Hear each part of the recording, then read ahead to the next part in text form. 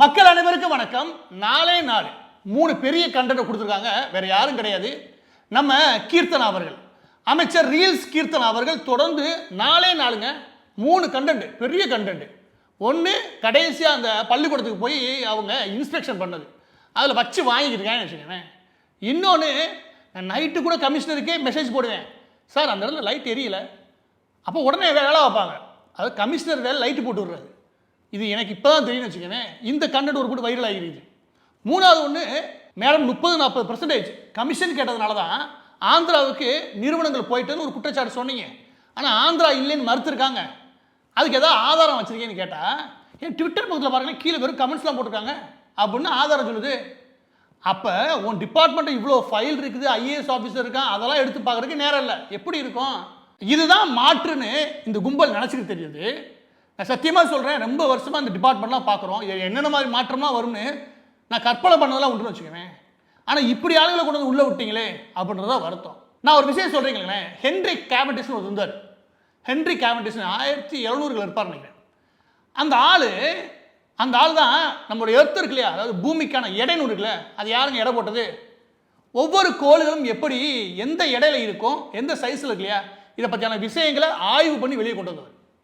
ஆனால் அந்த ஆளோட நீங்கள் பேப்பர்ஸ் எடுத்து பார்த்தீங்கன்னு வச்சுக்கோங்க, என்னையா எழுதுறேன்னு இருக்கும்.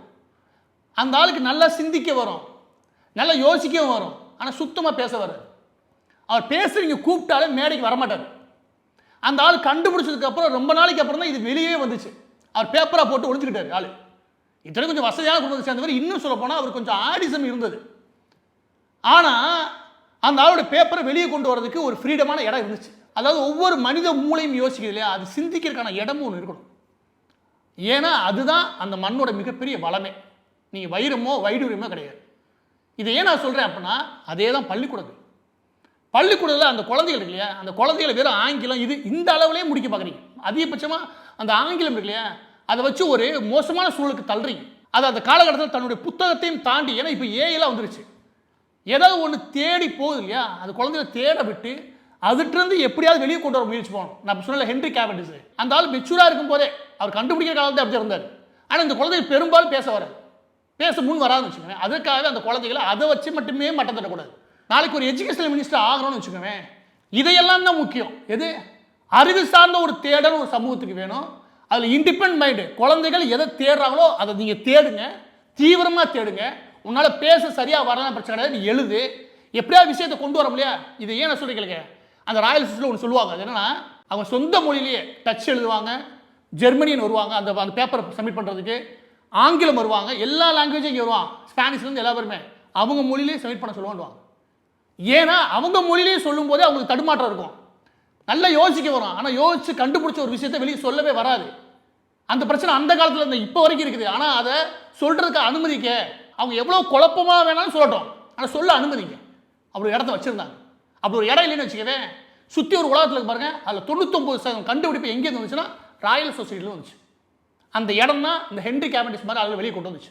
அது ஏன்னா சொல்கிறேன்னா, பள்ளிக்கூடங்களில் குழந்தைகளை நம்ம என்கரேஜ் பண்ணி எப்படியே வெளியே கொண்டு வரணும். அது அறிவு தேடலை நோக்கி. சிலதுக்கு 4 மொழி பேசுறதுக்கு பிடிக்கட்டும். இன்னும் சிலதுக்கு மேத்தமெட்டிக்ஸ், அதுலேயே சில இடங்களை பிடிக்கும். வெறும் மேத்தமெட்டிக்ஸ் எல்லாமே அந்த குழந்தை செய்யணும் அவசியம் கிடையாது. அதுக்குள்ளே ஒரே சப்ஜெக்ட் மட்டும் பிடிக்கும். பர்டிகுலராக ஒரு இடம் மட்டும் அதுக்கு குழந்தைகளுக்கு ஒர்க் அவுட் ஆகும். இதையெல்லாம் ரொம்ப மைனூட்டாக மைக்ரோ ஒர்க் பண்ண வேலை நம்ம எது இந்த எஜுகேஷனல் மினிஸ்ட்ரின்ற ஏரியா. அது உள்ளே போய் நீ என்ன பேசுகிற, அறிய வேணாம். நான் அங்கே இருக்கக்கூடிய நபர்களையும் சேர்த்து சொல்கிறேன், பெற்றோர்களையும் சொல்கிறேன், இந்த புத்தகத்தோடய இருக்குன்னு நினைக்காதீங்க. ஒரு மாற்றம் இங்கே தேவை. அந்த மாற்றம்ன்றது நான் சொல்லக்கூடிய மாற்றம் அறிவு தேடல் இருக்கணும். அந்த குழந்தைகள், நான் சத்தியமாக சொல்கிறேன், எல்லா குழந்தையுமே நான் நினச்சது எல்லாமே தெளிவாக பேசுகிற குழந்தைகள் கிடையாது. ஆனால் எல்லா குழந்தைகளுக்கும் மூளை ஒன்று தான், எல்லாமே நல்லா யோசிக்கும். ஆனால் எதில் யோசிக்கணும்னு தேடி பிடிக்கணும்னு நம்ம வேலை. அது என்ன யோசிச்சுட்டு வெளியே கொண்டு வர்றது இல்லையா, அதுக்கு உதவி செய்ய வேண்டியது நம்ம வேலை.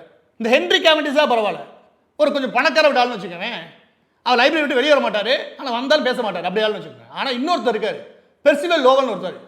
அந்த ஆள் தான் அது வரையும் நம்ம சோலார் குடும்பத்தில், எது இந்த ஒட்டுமொத்த சோலார் சிஸ்டத்தில், சூரிய குடும்பத்தில் 8 கோள்கள் வரைக்கும் இருந்துச்சு அப்படின்னு நினச்சிக்கணும். ப்ளூட்டோன்னு ஒன்று இருக்கிறதுக்கான வாய்ப்பு இருக்குன்னு சொல்லி ஒரு பெரிய மேத்தமெட்டிக்கல் ஒர்க் அவுட் பண்ணி முடிச்சு சப்மிட் பண்ணிட்டாரு.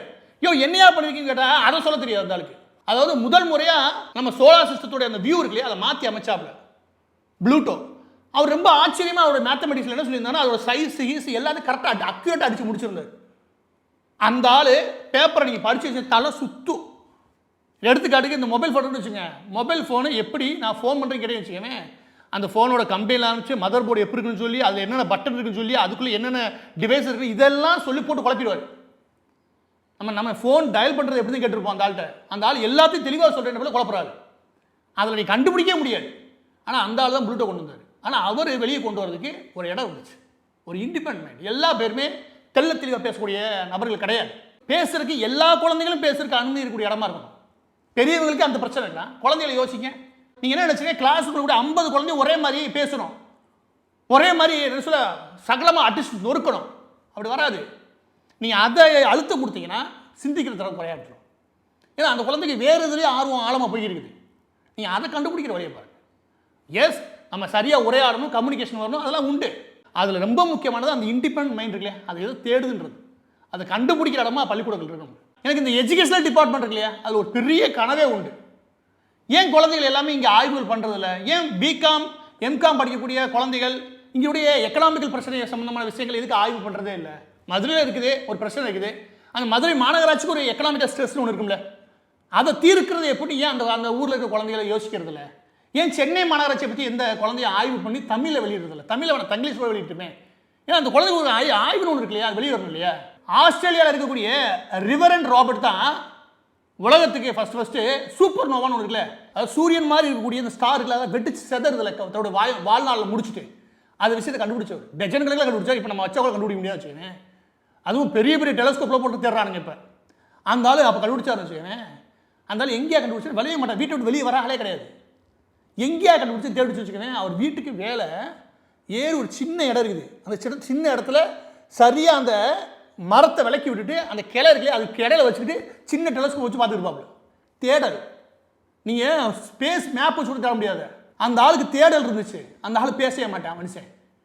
அதை பேப்பரை சப்மிட் பண்ணுறதுக்கு ஆளுங்க பண்ணாங்க.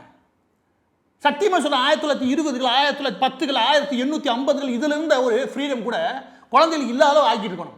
கேட்டால் ஒரு எஜுகேஷன் சிஸ்டம் வச்சுருக்கோம், அதுக்குள்ளே நீ வந்து அடங்கி அதுக்குள்ளே நீ ஃபிட் ஆனால் தான் நீ எலிஜிபிள். அந்த நிலைமை நோக்கி நகர்த்திக்கிட்டீங்க. அது மிக முக்கியமானது இந்த ஆங்கிலம். குழந்தைகளோட அது இண்டிபெண்ட் மைண்டை கெடுத்து குட்டிச்சோறு ஆக்கிடணும்னு பயமாக இருக்குது. இதில் ஏதாவது மாற்றம் வராதா? குழந்தைகளை தனித்தனியாக பிரித்து அக்கா தூக்கிட மாட்டோமா நினைப்பேன். இந்த சிஸ்டமே பெரிய ஃபிட்டாக இல்லை குழந்தைகளுக்கு. ஆனால் அதுக்குள்ளே தான் நம்ம படிக்கிறோம். ஆனால் இங்கே இருக்கக்கூடிய டீச்சர்ஸில் ஆரம்பித்து அமைச்சர்களை தொட்டு நிர்வாகத்தில் ஆரம்பித்து அரசாங்கம் தொட்டு பெற்றோர் வரைக்கும் உங்கள் எல்லா பேருக்கும் அதையும் தாண்டி இருக்கக்கூடிய மிக கடமை என்னென்னா அந்த குழந்தைகளுக்கு ஸ்பேஸ் இருக்கணும், அழுத்தம் கொடுக்காதீங்க. இப்படி நம்ம யோசிச்சுட்டு இருக்கும்போது, இப்படி ஒரு மாற்றம் வரான்னு நினச்சிட்டு இருக்கும்போது, இது வந்து எங்கேருந்தோ வருது, வந்து வாட்ஸ் யுவர் ஃபாதர், இது கேள்வியே இல்லை. அதை வச்சு ஓட்டியிருக்காங்க. ஒரு இன்ஸ்பெக்ஷனுக்கு வருது, நான் கேட்குறேன், இந்த கீர்த்தனா அமைச்சர் இன்ஸ்பெக்ஷன் எல்லா பேருமே ஒரு இன்ஸ்பெக்ஷனுக்கு வரீங்க, அங்கே என்ன இன்ஸ்பெக்ஷன் பண்ணணும்னு கூட காலைல ரெஃபர் பண்ணாமல் வரீங்க. அப்போ நீங்கள் ரீல்ஸ் போடுறதுக்கு வரீங்க. கேட்டா சத்தியமாக சொல்கிற ஒரு மாற்றம் உருவாக்கும் நினச்சோம். நான் பல காலமாக அதை பேசியிருக்கேன். ஆனால் இப்படி ஒரு கூறுகட்ட மாற்றம் நான் எதிர்பார்க்கவே இல்லை. எஜுகேஷனல் மினிஸ்ட்ரிக்குள்ளே உள்ளே போய் அதிகாரத்தோட ஒரு இந்த எஜுகேஷனல் மினிஸ்டர் ஒருத்தர் இருக்கார். அந்த ஆள் பட்டிமன்றத்தோட பேச்சை காப்பி அடித்து பேசிட்டு அந்த ஆளுக்கு எஜுகேஷனில் பற்றியான ஒரு பெரிய ஆர்வமோ ஆசையெல்லாம் கிடையாது. ஆனால் நமக்கு தேவை ரொம்ப அதன் மீது ஆசை இருக்கக்கூடிய, அது எப்படி முன்னேற்றம் கனவு இருக்கக்கூடிய நபர்கள். அதுதான் மாற்றம். நீங்கள் மாற்றத்தை உருவாக்கலை, சத்தியமாக சொல்கிற ஒரு மாற்றத்தை உருவாக்கலை. ரீல்ஸ் வெறி பிடிச்ச ஒரு கும்பலாக கொண்டு வந்து உள்ளே விட்டுருக்கீங்க. அது தாங்க முடியாமல் எங்கிட்ட போய் ரீல்ஸ் போட நினைக்குது. அதில் கீர்த்தனா நம்பர் 1. இதெல்லாம் அமைச்சராக எப்படி தான் வச்சுருக்கீங்களோ இதுவும் நிப்பாட்டுற மாதிரி இல்லை. பதிவோட இறுதியாக இந்த மாதிரி என்னால் ஒரு 30-40 பேரில் ஒரு 100-200 பேரை பேச முடியும். வாழ்க்கையில் சாதித்த நபர்கள், ஆனால் வாயை திறந்து பேசாத நபர்கள். எனவே மனிதனுடைய அந்த இண்டிபெண்ட் மைண்ட் இல்லையா, அந்த எதையும் சாராமல் யோசிக்கக்கூடிய அந்த ஆற்றல் இருக்கு இல்லையா, அது டீப்பாக ஒரு விஷயத்தை மட்டும் கவனம் செலுத்தக்கூடிய விஷயம் இருக்கு பாருங்க. அதை அனுமதிக்கிற ஒரு சமூகம் நல்ல அறிவார்ந்த குழந்தைகளை உருவாக்கும். ஒரு நல்ல அறிவார்ந்த குழந்தை இங்கே வைரம் வைடூரியம் பெட்ரோலியம் கச்சா எண்ணெய் கிடைச்சோட வேஸ்ட்டு, அந்த குழந்தைக்கு ஈக்குவல் கிடையாது. அது ஒன்று எல்லாத்தையும் இழுத்து. ஏன்னா மனித அறிவு இருக்கு இல்லையா, அந்த ஆற்றலுக்கு நிகரான எதுவுமே கிடையாது. அதனால எங்கே எதை வேணால் கொடுத்தாவது அமெரிக்காவிலேருந்து பிரிட்டிஷ் வரைக்கும் இங்கே நல்லா படிக்கிற மாணவர்களுக்கு 2 கோடி வேலை அப்புறம் ஒரு ஆசையை கிளப்பி விட்டு எல்லாத்தையும் கூட்டி போயிடுவாங்க. நம்ம எல்லாத்தையும் தயார் பண்ணி வச்சுருப்போம், நம்ம குழந்தைய லட்டுமா அள்ளிட்டு போயிடுவோம். ஏன்னா அந்த மனித ஆற்றல் மீது அவங்க இருக்கக்கூடிய ஆர்வம், அது எப்படியா கொண்டு போயிடணும் நம்ம நாட்டுக்கு கடத்திக்கிட்டு இருக்க என்ன வரைக்கும். நம்மளால் உருவாக்கவும் முடியல, தக்க வைக்கவும் முடியல. நம்ம இப்படியே தான் இருக்கு, இன்னொரு 100 வருஷம் இருப்போம். இது ஏன் நான் இந்த தமிழ் சமூகத்து மேலே வைக்க முடியும்னா, நீ தான் மொழி அதிகமாக தூக்கி பிடிக்கிற. மொழின்றது வெறும் கவிதை பாடுறதுக்கானது அல்ல, இல்லாட்டி இலக்கியம் இலக்கணம் அதுக்குள்ள அல்ல. ஒரு சமூகம் முன்னேறணும், அந்த மொழி அழியக்கூடாது நினைச்சுன்னா அறிவியல் பின்னாடி போகணும். அந்த சமூகம் அந்த இண்டிபெண்டன்ட் மைண்ட் யோசிக்கிறதுக்கு அனுமதிக்கும். எது? தன் மொழியிலேயே. இந்த அறிவே இல்லாம மாற்றம் சொல்லி நீ ஏற்றுக்கிட்டீங்கன்னா முட்டாள்தனம் முன்னோட. இது எல்லாம் போய் தொலைது. பெற்றோர்கள் கவனத்துக்கு தான் சொல்கிறேன். குழந்தைகளை இந்த இவங்க சொல்கிறாங்க ஒரு சிஸ்டம், அந்த சிஸ்டத்துக்குள்ளே வந்தால் தான் அந்த குழந்தை அப்படியே வரும் அப்படின்ற எண்ணத்தில் நிப்பாட்டு. டிகிரி முடித்து அது வரைக்கும் படித்த எல்லா படிப்பையும் தூக்கி வேஸ்ட்டு தூக்கி குப்பையில் போட்டுட்டு பொழைச்சிக்க முடியும். எப்படா அந்த குழந்தைக்கு சர்வைவல் டேலண்ட்னு ஒன்று வேணும். அது இந்த கல்வி கொடுக்காது, நீங்கள் தான் கொடுக்கணும். இந்த சமூகத்தில் அது எப்படி பிழைச்சி வாழ்கிற தன்மை இருக்குல்ல, அது நீங்கள் தான் கொடுக்கணும். எனவே யாராவது கூனி குறுகிற நிலைமைக்கு யாராவது நிப்பாட்டுறாங்களா, அதுலேருந்து வெளியே வர்றதுக்கு உங்கள் குழந்தைங்க சொல்லித்தாங்க ஃபஸ்ட்டு. அதை விட ரொம்ப முக்கியம் தேடல் தேவை. அதில் இந்த மாதிரி அதிகாரின்ற பேரில் வந்து கீர்த்தன மாதிரி ஒரு ஆள் வரான்னு வச்சுக்கோங்க, அதையெல்லாம் தள்ளி விட்டுட்டு மேலே வர்றதுக்கு எப்படி அப்படின்றதையும் உங்கள் குழந்தைங்க சொல்லிக் கொடுங்க.